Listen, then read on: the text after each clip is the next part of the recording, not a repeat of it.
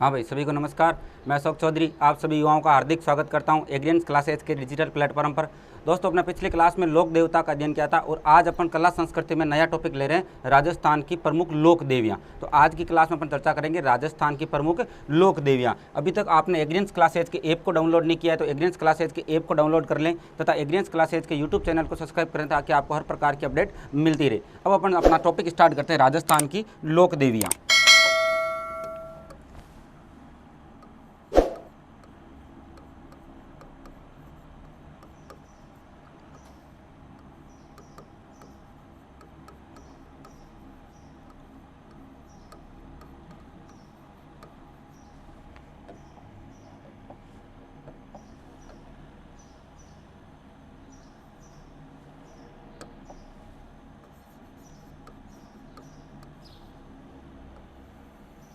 राजस्थान की लोक देवियाँ।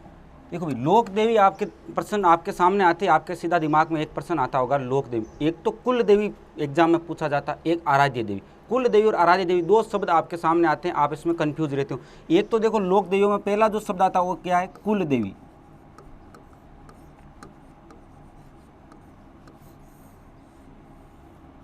एक आपके सामने शब्द आता है आराध्य देवी।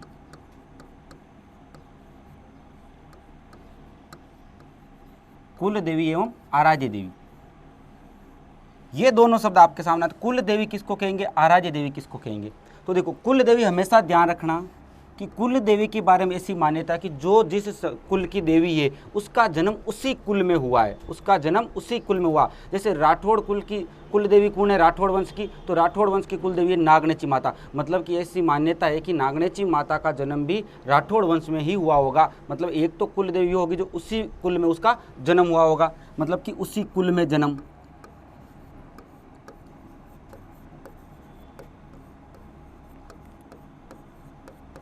उसी कुल में जन्म। दूसरी चीज क्या है? किसी भी वंश की कुल देवी हमेशा एक ही होती है, ध्यान रख लेना। चाहे वो वंश अलग अलग शाखाओं में बढ़ सकता है लेकिन कुल देवी उसकी एक ही रहेगी। तो एक वंश की कुल देवी हमेशा एक ही रहती है, ये ध्यान रखना। कुल देवी हमेशा एक ही रहेगी। कुल देवी हमेशा एक ही रहेगी, मतलब कि वंश अलग जगह जा सकता है लेकिन कुल देवी वही रहेगी। क्लियर चीज। दूसरा शब्द आता है आराध्य देवी। आराध्य देवी क्या होती है कि शाखाओं के अनुसार अलग अलग हो सकती है। पहली चीज तो ये नोट करो कि शाखाओं के अनुसार अलग अलग।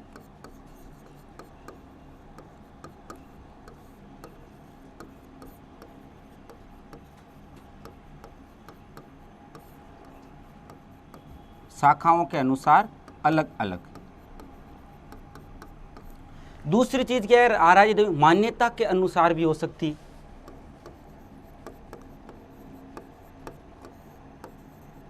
मान्यता के अनुसार। देखो भाई, मान लो कि मेरा वंश है राठौड़। कौन से वंश का हूं मैं? राठौड़ वंश का हूं, ये मान लो। तो मेरी कुल देवी कौन हो जाएगी? तो मेरी कुल देवी हो जाएगी नागनेची माता। मान लो कि मैं राठौड़ हूं और मेरी कुल देवी क्या हो गई? नागनेची माता। क्लियर चीज। अब मेरे पूर्वजों को भी कुल देवी यही थी, मेरी भी कुल देवी यही रहेगी और मेरे बाद में आने वाली पीढ़ियों की कुल देवी भी कौन रहेगी? नागनेची माता। लेकिन हुआ क्या? सपोज कर लो कि एक दिन मैं चला गया जीण माता के मंदिर में। बोलो कहाँ चला गया? किसी दोस्तों के साथ में जीण माता के मंदिर में चला गया और जीण माता के मंदिर में मैंने किसी को देख लिया और देखते ही मेरे मन में ख्याल आया, हे जीण माता, कैसे करके इसका जुगाड़ करवा दे, मैं तेरे आके वापस यहाँ पर आके सर झुका के जाऊँगा। मतलब कि जीण माता ने मेरी पुकार सुन ली और उसका जुगाड़ हो गया। मेरे जो मैंने मन्नत मांगी थी वो मन्नत मेरी जीण माता ने पूरी कर दी। तो मैंने कहा भाई साहब, देवी तो जीण माता है। और उसी दिन से मैं जीण माता का फैन हो गया और मैं जीण माता की पूजा करने लग गया। तो जीण माता क्या मेरी कुल देवी हो जाएगी क्या? नहीं, मेरी कुल देवी तो नागनेची माता ही रहेगी जो मेरे पूर्वजों से चली आ रही है। तो जीण माता की यदि मैं मानने लग गया तो जीण माता मेरी क्या हो जाएगी? आराध्य देवी हो जाएगी। मतलब कि मैं गया, मेरी इच्छा पूरी कर दी जीण माता ने, तो मैंने जीण माता को भी मानना शुरू कर दिया। इसका मतलब ये नहीं है कि मैंने नागनेची माता की पूजा बंद कर दी, नहीं। नागनेची माता मेरी हमेशा कुल देवी रहेगी लेकिन जीण माता मेरी क्या हो जाएगी? आराध्य देवी हो जाएगी। तो ये ध्यान रखना, जीण माता एक तो ये कुल देवी एक तो ये होता है कि उसी कुल में जन्म हुआ हो। दूसरी मान्यता क्या होती है? कुल देवी हमेशा किसी भी वंश की एक ही होती है, ध्यान रख लेना। आराध्य देवी एक से ज़्यादा भी हो सकती है, अलग अलग भी हो सकती है, क्योंकि ये शाखाओं के अनुसार हो सकती है, मान्यता के अनुसार भी हो सकती है। मैंने जिसको मानना शुरू कर दिया, क्लियर चीज़। तो लोक देवियों में सबसे पहला दो ही शब्द आपके सामने आते हैं, कुल देवी एवं आराध्य देवी। अब अपन आगे चलते हैं, तो अपन कुल देवियों का अध्ययन करेंगे भाई संभागीय स्तर पर। संभागीय स्तर पर अपन राजस्थान की कुल देवियों का अध्ययन करेंगे। राजस्थान को प्रशासनिक दृष्टि से 7 संभागों में बांटा गया। तो सबसे पहले अपन जयपुर संभाग की कुल देवी का अध्ययन करेंगे। कौन सा संभाग? जयपुर संभाग।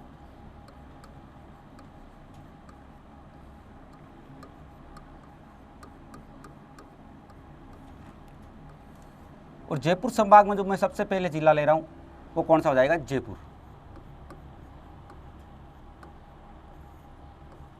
कौन सा जिला हो जाएगा? जयपुर। देखो जयपुर संभाग में 5 जिले आते हैं, जयपुर हो गया, झुंझुनू हो गया, सीकर हो गया, अलवर हो गया और दौसा हो गया। ये कौन से संभाग में आते हैं? जयपुर संभाग में। तो जयपुर संभाग में सबसे पहले अपन कौन से जिले का अध्ययन कर रहे हैं? जयपुर जिले का। देखो भाई नंबर 1 पर मैं ले रहा हूं जमुआई माता।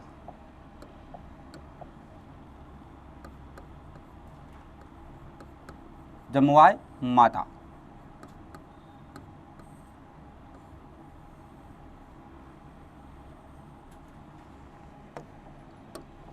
कौन सी देवी ले रहे हैं अपन? जमुआई माता। सबसे पहली चीज देखो कि जमुआई माता का मंदिर,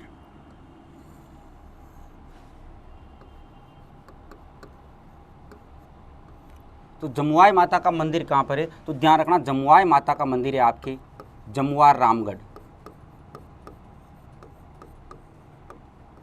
जमुआ रामगढ़। और ये जमुआ रामगढ़ कहां पर है? आपके जयपुर में। जमुआई माता का मंदिर कहां पर है? जमुआ रामगढ़ जयपुर के अंदर है। और जमुआई माता को जयपुर के अंदर कौन सा वंश चलता था? कच्छावा राजवंश। बोलो कौन सा? कच्छावा राजवंश। तो ये कच्छावा राजवंश की कुल देवी भी है।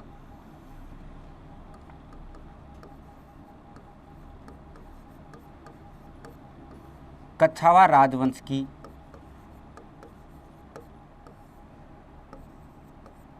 कुल देवी।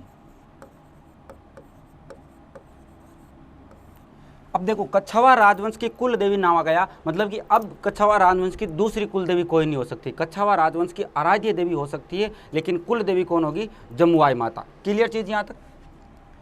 देखो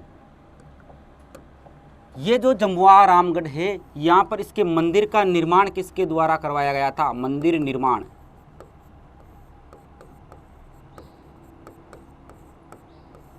यहाँ पर मंदिर निर्माण किसके द्वारा करवाया गया था? तो इसके मंदिर का निर्माण करवाया गया था दूल्हे राय, जिसको और किस नाम से जाना जाता है? तेजकरण।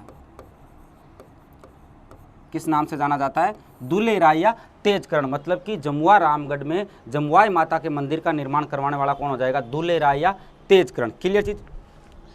दूल्हे राय या तेजकरण मैंने बताया था कहाँ से आया था? नरवर एमपी से आया था 1137 ईस्वी में। 1137 ईस्वी में दूल्हे राय या तेजकरण नरवर एमपी से कहाँ आता है? सीधा दौसा आता है। और दौसा में बड़गुजरों को पराजित करके दौसा पर अधिकार कर लेता है और दौसा को अपनी राजधानी बनाता है और कच्छावा राजवंश की क्या रख देता है? नींव रख देता है। इसी कारण इसी दूल्हे राय को क्या कहा जाता है? कच्छावा राजवंश का संस्थापक।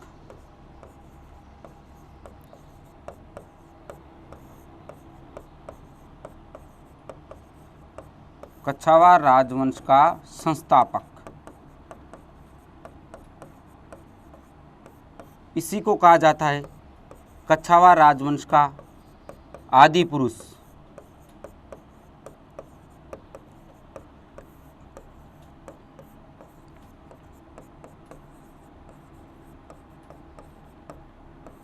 और इसी को कहा जाता है मूल पुरुष। 1137 ईस्वी में दूल्हे राय ने नरवर एमपी से कहाँ आया था? दौसा। और दौसा में कच्छावा राजवंश की स्थापना कर दी। अब ये दौसा से आगे बढ़ा था और एक जगह आती है माच। बोलो कौन सी जगह? माच। उस माच नामक स्थान पर इसने मीणाओं को पराजित करके अधिकार कर लिया था और वहाँ पर अधिकार करके और इसने एक माता का मंदिर बनवाया, जमुआई माता। कौन सी माता का? जमुआई माता का मंदिर बनाया तथा वहीं पर रामगढ़ दुर्ग का निर्माण करवाया। और जमुआई माता का मंदिर एवं रामगढ़ दुर्ग का निर्माण करवाने के कारण वो माच क्षेत्र क्या कहलाने लगा? जमुआ रामगढ़। आ गई बात समझ में? तो जमुआ रामगढ़ का प्राचीन नाम क्या था? माच था। जमुआई माता के मंदिर का निर्माण करवाया तथा रामगढ़ दुर्ग का निर्माण करवाया। इसी कारण वो स्थान जाने लगा जमुआ रामगढ़ के नाम से, जिसका स्थापना किसने की थी? दूल्हे राय या तेजकर्ण द्वारा। कच्छावा राजवंश की कुल देवी भी कौन हो जाएगी, तो जमुआई माता। तीसरी चीज देखो, अन्य नाम। इस माता का एक अन्य नाम मिलता है,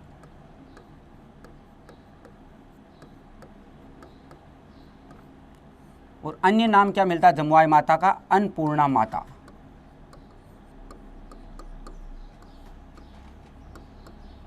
अन्य नाम क्या मिलता है, अन्नपूर्णा माता। ध्यान रखना, अन्नपूर्णा माता अन्य नाम शिला माता का भी है। शिला माता का भी अन्य नाम क्या है, अन्नपूर्णा माता है। प्रश्न यदि इस प्रकार से पूछा जाए, कच्छावा राजवंश की कुल देवी जिसे अन्नपूर्णा माता के नाम से भी जाना जाता है, यदि कुल देवी प्रश्न में हो तो आपका आंसर होगा जमुआई माता। प्रश्न इस प्रकार से हो, कच्छावा राजवंश की आराध्य देवी जिसको अन्नपूर्णा माता के नाम से जाना जाता है, तो आपका आंसर होगा शिला माता। क्लियर चीज। तो देखो, सबसे पहली देवी कौन सी ले रहे हैं अपन, जमुआई माता। मंदिर कहाँ पर है, जमुआ रामगढ़ जयपुर। कच्छावा राजवंश की क्या कहते हैं इसको, कुल देवी।